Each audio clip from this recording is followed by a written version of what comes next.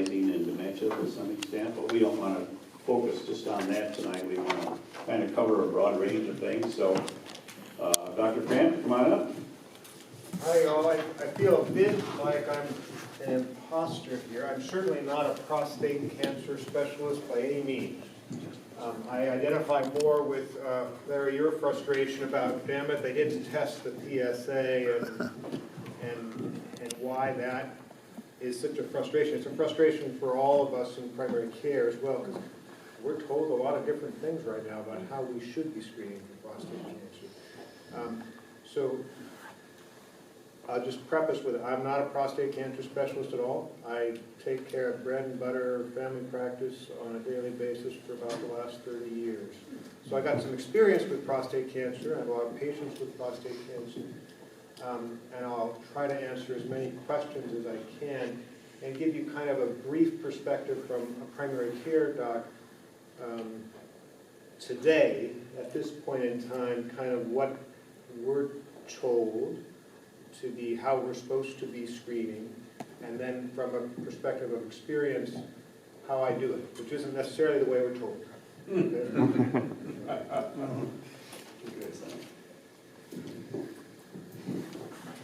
So I put together, I think, 4 slides. If we don't get them, that's fine.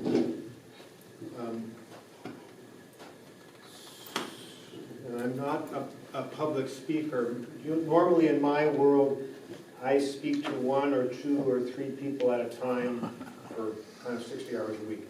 So I'm not used to this, so please, I apologize for my inadequacy. We don't mind. Yeah, no, I know that. We're friendly. What's the name of the page? Is it Graham?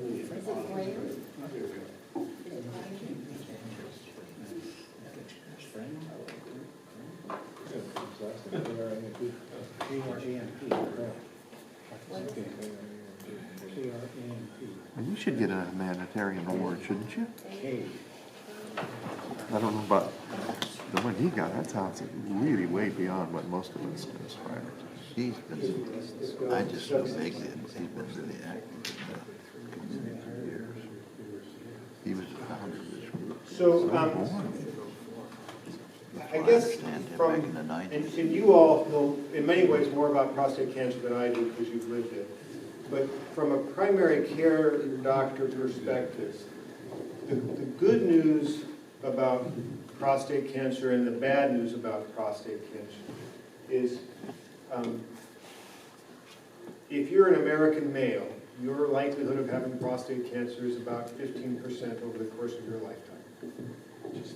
And if you get prostate cancer, your likelihood of dying from prostate cancer is again about 15% as of about 10 years ago. So statistically, if you're an American male, your likelihood of dying from prostate cancer today, all men, is about 2.4% and going down. So going down. So if you, the most important thing I want to tell you today is if you have prostate cancer, your likelihood of dying of prostate cancer is about 15% of all men with prostate cancer will die of prostate cancer today. That's less tomorrow because we're getting better and better with treating prostate cancer. And what's your most, if you're going to die and you have prostate cancer today, what are you likely to die of? Heart. Your heart. You're likely to die of heart disease. That's the answer. That's the answer.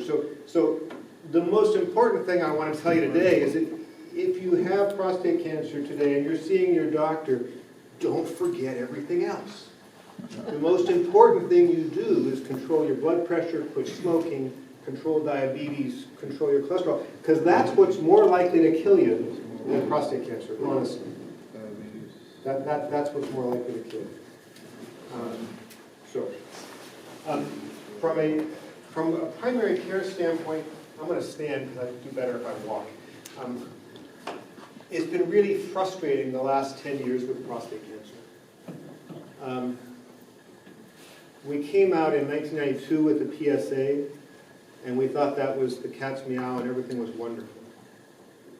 Because now we had a way of diagnosing prostate cancer, and rapidly we were able to show that we reduced the death rate in prostate cancer with PSA.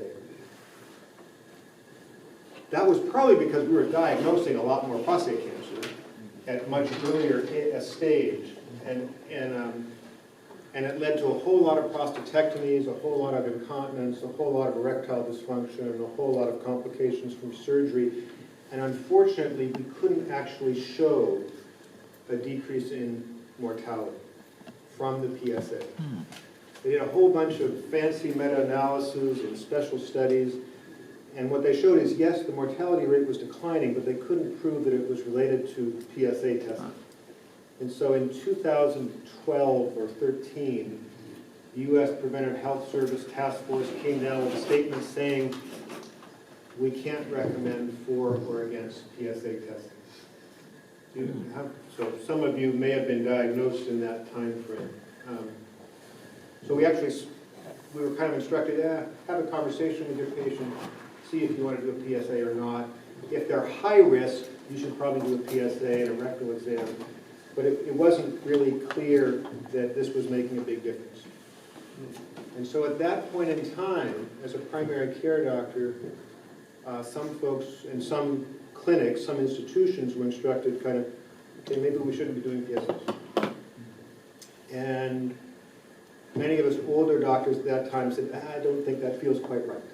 You know, because we had really seen cases where we had caught early PSA in young people, or PSA or prostate cancer in young people, or people who we weren't expecting to have prostate cancer early, completely on the PSA. There have been a couple of other studies and looks since then. There was a European study which showed, well, if you do a PSA about every 4 years, maybe you catch most of the people with metastatic prostate cancer and you decrease mortality. And then some people suggested maybe every 2 years we should be doing a PSA and a rectal exam. The honest answer is we don't know.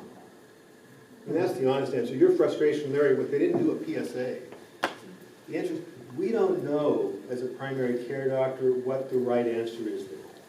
And it's not because we haven't looked, it's not because we haven't done a bunch of studies, we have, but the data is really not clear.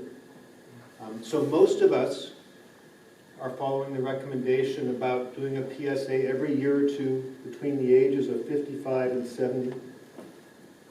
The recommendation is generally that you don't do a PSA after the age of 75 because most people's lifespan is, as a male, you're not supposed to live past 85. Did you know that?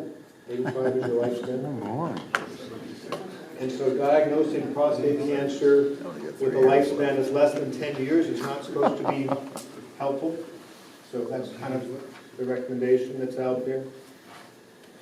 I think as a primary care doctor and as a man, I really encourage that you have the conversation with your doctor when you see them. You know, and I think that's the thing to tell our colleagues and our friends and our brothers and our sons and such is have the conversation.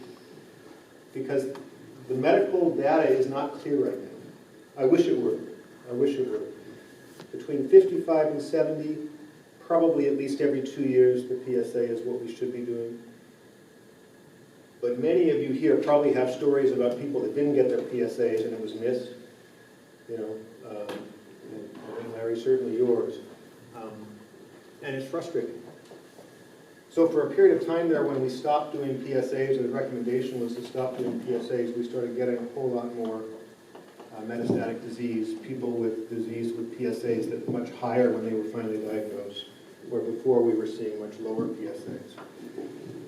The problem, of course, with diagnosing too many prostate cancers is we end up doing a whole bunch of prostatectomies. We get complications from the prostatectomies, including sexual dysfunction, including incontinence and things like that, which you probably all are familiar with those problems. So my big piece is, when I see somebody with prostate cancer, is most of those people we're dealing with, as a primary care doctor, we're dealing with prostate cancer as a chronic disease or a chronic illness, much like somebody who has heart disease or had a heart attack. They had a heart attack 5 years ago, they had bypass surgery, and now it's following them out. Much the same with prostate cancer. They had prostate cancer, maybe they had their surgery, they had the radiation therapy, we're following PSAs every year or so they're seeing their oncologist or their urologist or somebody. And it's really about managing everything else. It's trying to make sure that we're controlling their blood pressure and helping them to quit smoking, and managing their diabetes. Because really, that's where the money is. It's the same whether or not you got prostate cancer or you got something else. You know, we have a saying in medicine, is the heart stupid? It's to remind us that most of us are going to die of heart attacks. I mean, you look, 50% of the men in this room, statistically, we're going to die of vascular disease. We're going 50%, we're going to die of a heart attack or a stroke. Gee. If you're an American male, that's what's getting us. If you smoke, it's more than 50%.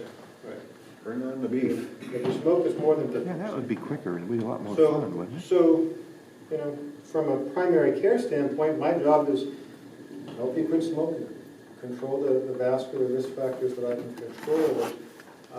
Yep, try to help with the erectile dysfunction and the incontinence and the other complications, the diarrhea, the swelling in the legs, if we got edema from the prostatectomy, help with those things as best I can. But it's not to forget the other pieces. You know, it's to see the whole person. Try to manage that. Yeah. So I don't know if that makes any sense or is at all useful to you. That's kind of my piece for prostate cancer. I'm happy to answer specific questions or answer things that you wonder about or why people did certain things. Doctor, is there any reason that insurance seems to be a driving force in our culture? Yeah. And people get all nervous, but, well, I don't know if that's going to be covered by my insurance. Is that a problem for you as an experienced practitioner that people, I think PSAs are even covered by Medicare? And So- Medicare can do it, anyone can do it. So the PSA is not covered by Medicare as a screening procedure. But there is no man in this room who doesn't get up to pee once a night. Okay. Pretty much. I'm sorry, yeah. So if I order PSA and order it as a screening test for prostate cancer for Medicare. You won't So you don't worry. But if I order it for benign prostatic hypertrophy with nighttime urination. So you just need to know how to order things, just like you do. That's exactly correct. That's why I go to an experienced You doctor. just need to know how to order the test. That's right. But- Okay, that's good. But if, It made a perfect answer. if you know how to order the test, that test is covered. Okay, cool. I like it. Yeah. In other words, lay terms is enlarged prostate. Enlarged prostate with symptoms. Oh, There you go. It has Yeah, to be- you have to have some So you symptoms. can't just have an enlarged prostate, you have to have an enlarged prostate with symptoms. So hesitancy, nighttime urination, something. I like it. But it's not complicated. It's easy enough to do. That's a great question. But that should never be a reason why somebody doesn't get a PSA. Okay. I mean, even if you have to pay for it, PSA is an So inexpensive you just test. have to go to the right doctor. That's what you're telling me. Well, or just feed the doctor the right The information. right experience. Sure. I do think telling the doctor, because the doctor wants to do the right thing for you. Right. And Make the it right easy. thing for you may not be the right thing for somebody else. If somebody else, I have lots of patients that do not want a PSA. Okay. They're never having a biopsy, don't do the PSA. Just like they never want a colonoscopy, they never want a mammogram, they never, there's all kinds of, So are you taking new patients? no. Ah, he's a smart guy. He can talk to us and not have to worry All about it. right, I didn't like that answer. But I think having that conversation with the provider and saying, this is what I want, this is what's important to me, this is what's not important to me. Okay, I And understand. don't do Thank that. you. Yeah. Thank you very much. Yeah. Other piece of, I wonder, I don't know what happens, they take a blood sample and then you have a PSA, so it sounds like it's worthwhile to avoid it because it costs less or something, but they take blood samples all the time. Why try to avoid getting a PSA? the reason to avoid getting a PSA is because it hasn't been shown to save lives. It definitely increases surgeries, pain and biopsies, erectile dysfunction, incontinence. It does all those things. Those are pretty clear. It has not been proven to save lives.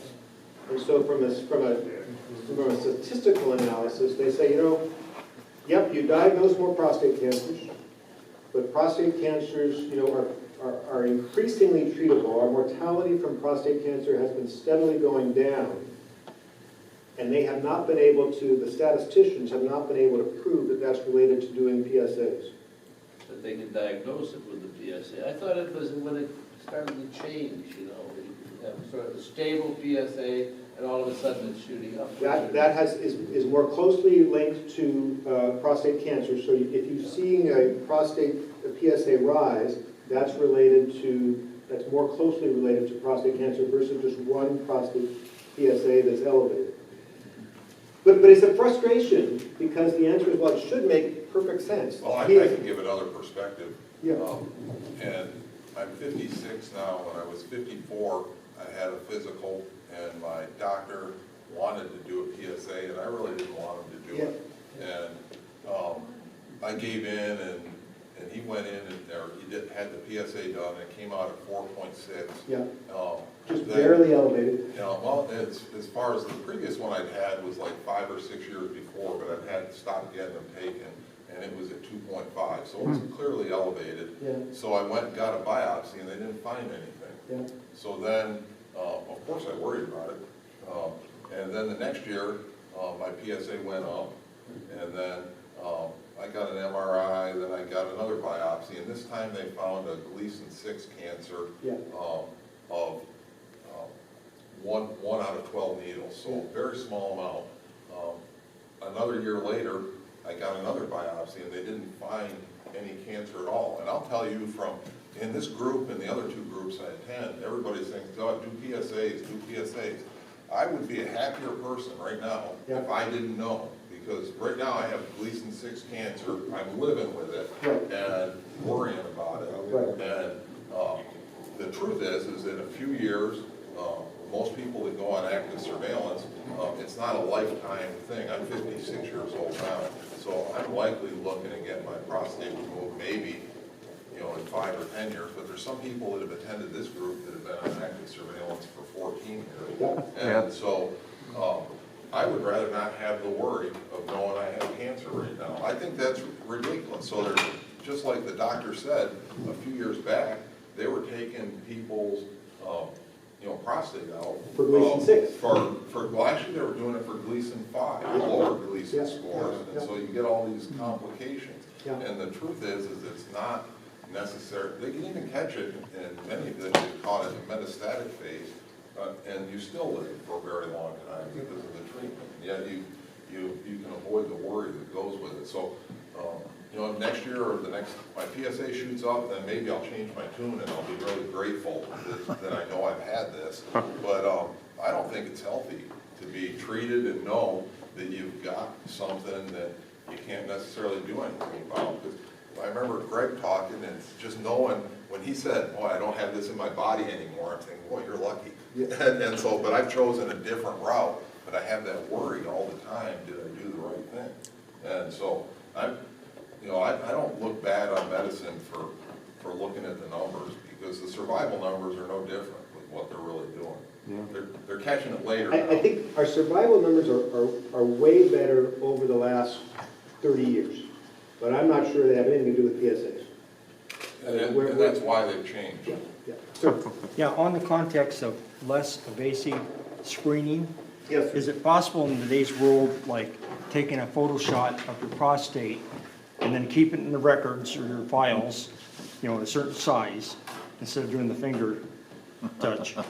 The fingers are and going the 5 way years to in the do it. future, and my PSA goes up from a 1 to 1.5, then we'll decide whether it's just simply an enlarged prostate, or we gotta do a Gleason, which I'm not into, or the porcupine effect. If you were in Europe, if you lived in Europe right Yeah. now, you would be getting a rectal ultrasound instead of a digital rectal exam. And they ultrasound. would be doing rectal ultrasound along with the PSAs every 4 or 5 years or something. They don't do that here? No.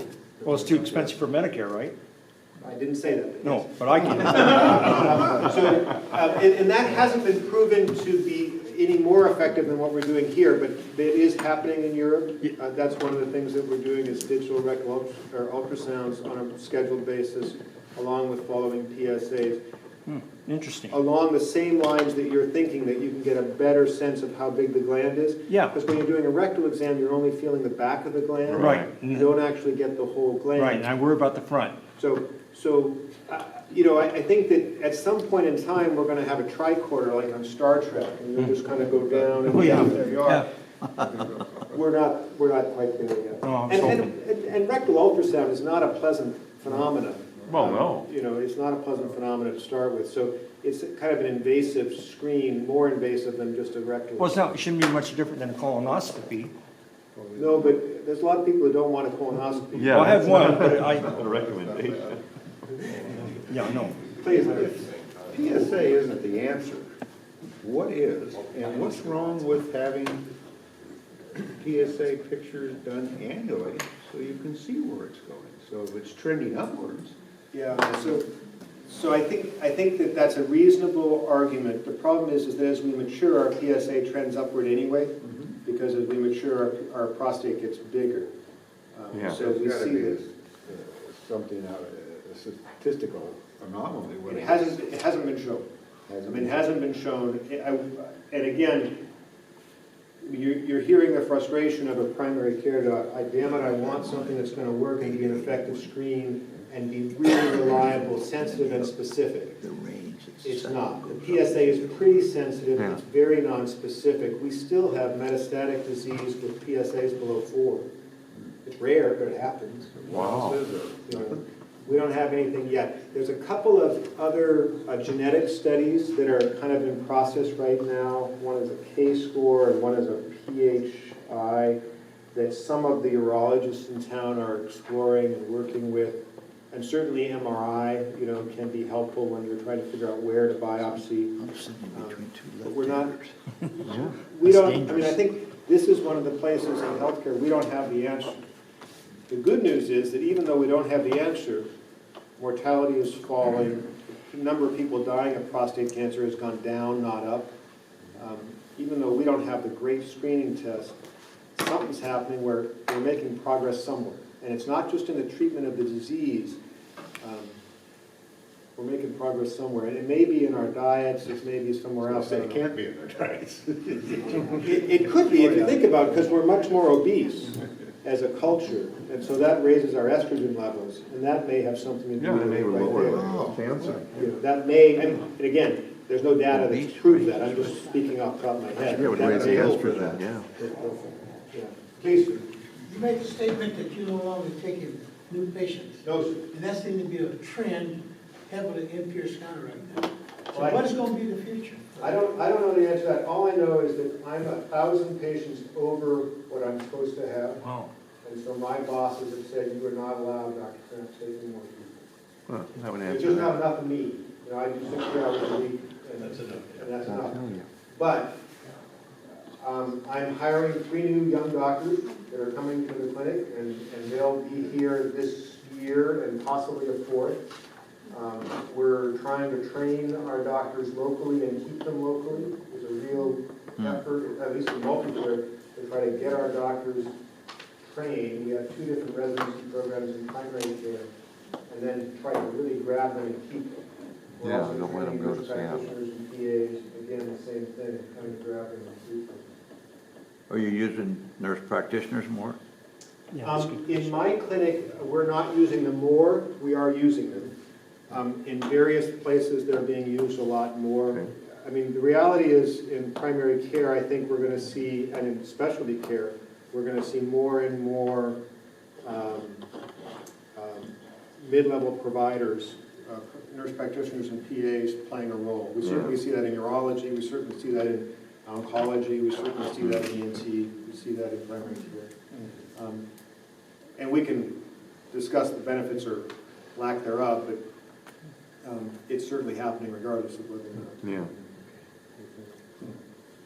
But it's a huge problem. There just aren't enough of us, there's not enough of them. Well, see, my concern is what impact it will have on the emergency rooms across the country. Yeah, I think that how, and again, this is how emergent and urgent care happens in this community is something that is and this is one of my pet peeves right now, is that my feeling is that urgent cares have been a bit denuded. They're not nearly as powerful as they once were. They usually don't have physicians on staff. They usually have PAs or nurse practitioners Yeah, on that's staff. true, they do. So their ability to do things is not as powerful as it once was.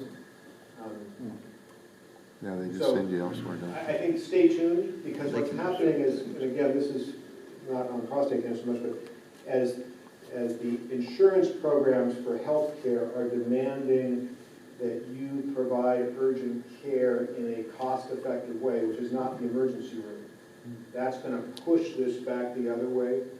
I mean, ultimately, it's going to come down to money. You know, it kind of does. It always does.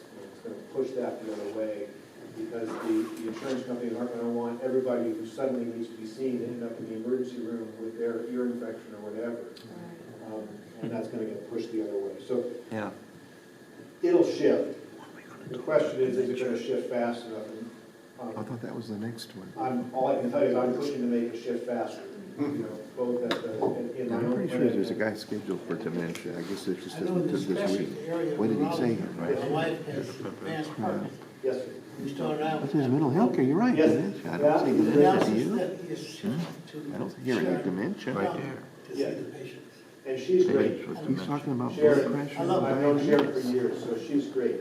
Yeah, she's You great. guys won't let him change. And Oh, I maybe. mean, I think the other part about that is some of the nurse practitioners in mid-level who, I mean, Sharon's been in practice for 30 years, something like that. That's a pretty experienced clinician. Huh. She's going to be fine. Sure. Yes. In But the you're area right. of just general medicine, like annual exams, annual physicals, and things like that, has there been any correlation between the less extensive exam that we used to get from what we used to get and the diagnosis of any kind of advanced diseases later on? You know, in other words, you don't do as thorough an exam now as you used to, so So do like things the- get missed along the way, which leads to a later Sure does. diagnosis and something that can be treated earlier. So like the annual wellness visit you're talking about for Medicare? So it's interesting, there's some interesting data on this that just came out recently. You know, Medicare used to not pay for a physical exam at all. Right, And they then did. they said, no, we're going to do an annual wellness visit, which is Yeah. not really the traditional physical examination that you may have been used to having before Medicare. And what the data showed actually is no, that there's actually a significant decrease in mortality in folks who get their annual wellness visit, around 7%. Just if you get an annual wellness visit, your mortality rate goes down by 7%. Your screening, getting all your screening things done goes up by 70%, and cost of care goes down. So again, it's early. We've only been doing annual wellness visits for about 8 years, I think, 7 years. So it's early to say whether that's really real data or whether that's just marketing. But the data seems to look like it's going to be okay. What's missing from a wellness exam and a physical exam? What's not It there? depends on the clinician. It depends on the clinician. An annual wellness visit, you can almost do without touching the patient, according to Medicare guidelines. So that's not the way I do them, but you can almost do it that way without touching the patient. So you don't really have to have a real physical piece to meet the guidelines of that annual wellness visit. Sure. You're saying that you can just talk to them and determine? You can, to meet the criteria